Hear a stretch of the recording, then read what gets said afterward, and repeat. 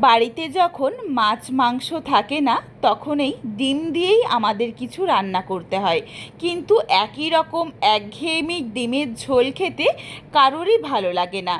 এই জন্য আজকে তোমাদের সাথে ডিমের ঝালের রেসিপি শেয়ার করব। রান্নায় একদমই নতুন চমক।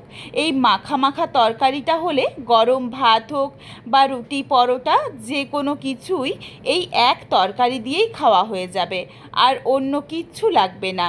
বাড়িতে অবশ্যই একবার হলেও এইভাবে ডিম রান্না করে দেখো, তারপর আমায় কমেন্ট করে জানিও যে রেসিপিটা তোমাদের কেমন লাগলো।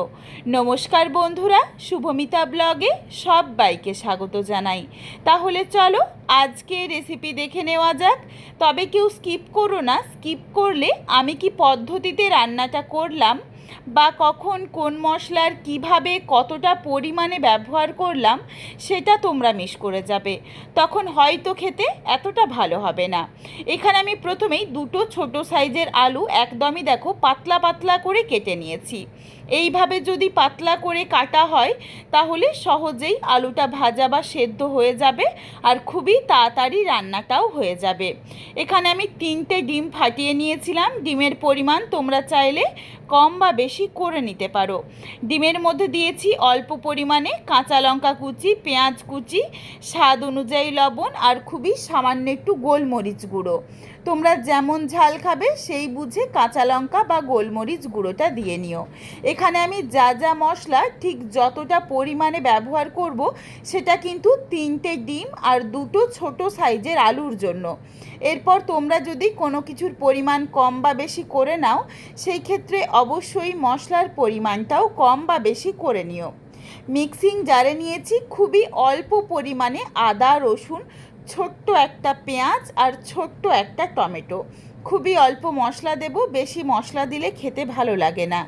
এই মশলাটাকে একদম মিহি করে পেস্ট করে নিয়েছি যাতে কোনো রকম দানা ভাব না থাকে। কড়াই গরম করে কড়াইয়ের মধ্যে প্রথমেই খানিকটা সর্ষের তেল গরম করে নিয়েছি। এই রান্নাটা সর্ষের তেলেই সবচেয়ে ভালো লাগে খেতে।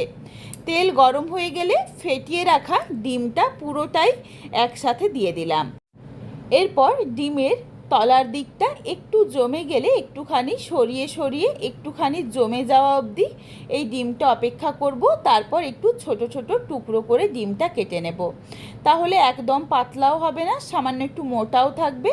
ডিমের লেয়ারগুলোও সুন্দরভাবে পড়বে আর খেতেও কিন্তু বেশ ভালো লাগবে।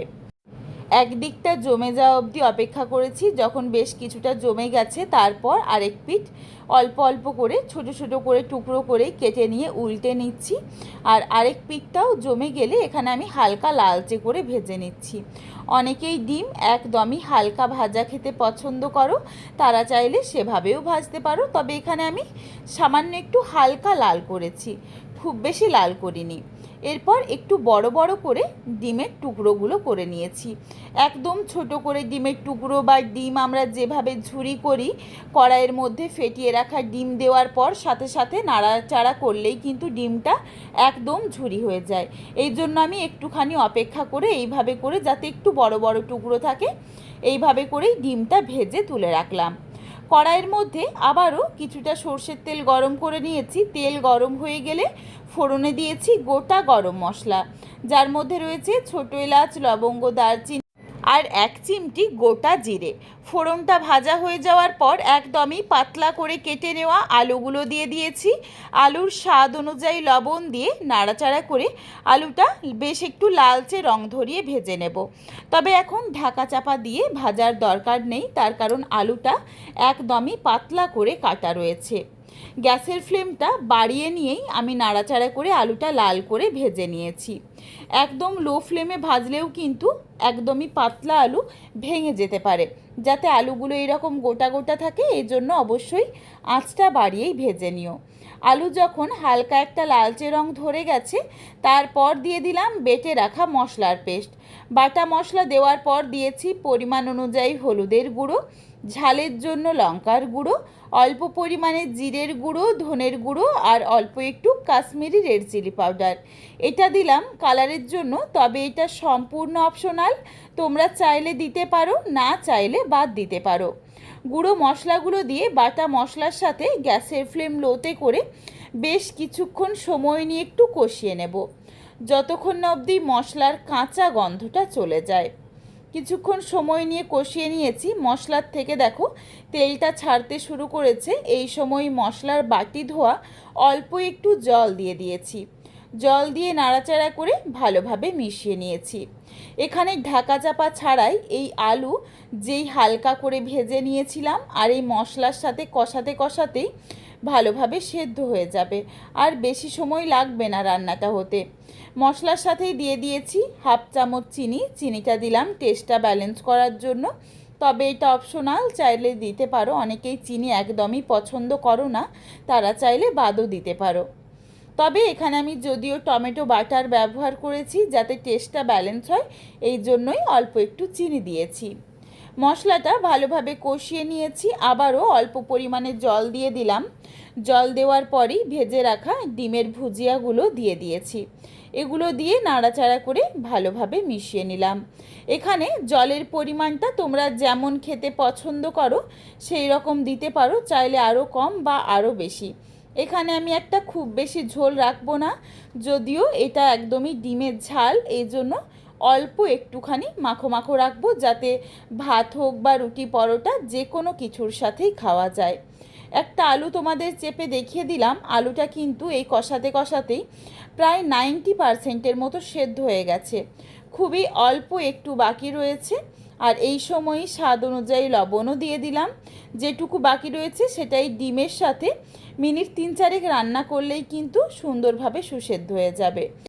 গ্যাসের ফ্লেম লোতে করে মিনিট 3-4 সময় নিয়ে রান্নাটা করে নিয়েছি। দেখো ডিমগুলো ঢাকনা দিয়ে ঢেকে রেখেছিলাম, সুন্দরভাবে একদম ফুলে উঠেছিল।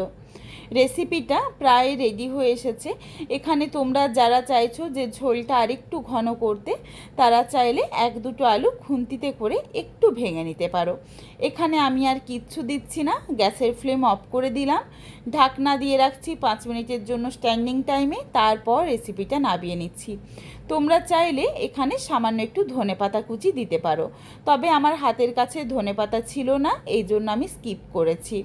রেসিপিটা দেখো নামিয়ে নিয়েছি। দুর্দান্ত স্বাদের একটা ডিমের রেসিপি, রোজকার ডিমের পাতলা ঝোলের থেকে একদমই অন্যরকম।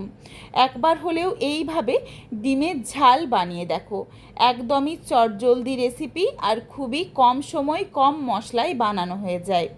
রেসিপিটা খেতেও অপূর্ব লাগে। একবার হলেও এইভাবে ডিম রান্না করে আমায় কমেন্ট করে জানাতে ভুলো না তোমাদের কেমন লাগলো। তোমাদের যদি ভালো লাগে তাহলে লাইক করো, শেয়ার করে বন্ধুদের দেখার সুযোগ করে দিও। তোমরা যদি আরও এই ধরনের নিত্য নতুন ঘরোয়া রেসিপি দেখতে চাও তাহলে অবশ্যই আমার চ্যানেলটিকে সাবস্ক্রাইব করে পাশে থাকা বেলটি অন করে অল নোটিফিকেশন অন করে দিও, যাতে আমার প্রত্যেকটা রেসিপির নোটিফিকেশান সববার প্রথমে তোমাদের কাছে পৌঁছে যায়। আর অবশ্যই আমার চ্যানেলটিকে হাইপ করে দিও, যাতে আমি আরও এগিয়ে যেতে পারি, তোমাদের সাথে আরও নিত্য নতুন ঘরোয়া রেসিপি শেয়ার করতে পারি। আবারও শীঘ্রই দেখা হচ্ছে নতুন কোনো এক রেসিপির সাথে। পরবর্তী রেসিপি দেখার আমন্ত্রণ রইল। পুরো ভিডিওটা দেখার জন্য অসংখ্য ধন্যবাদ। তাহলে আজকে আসি, সবাই ভালো থেকো, সুস্থ থেকো।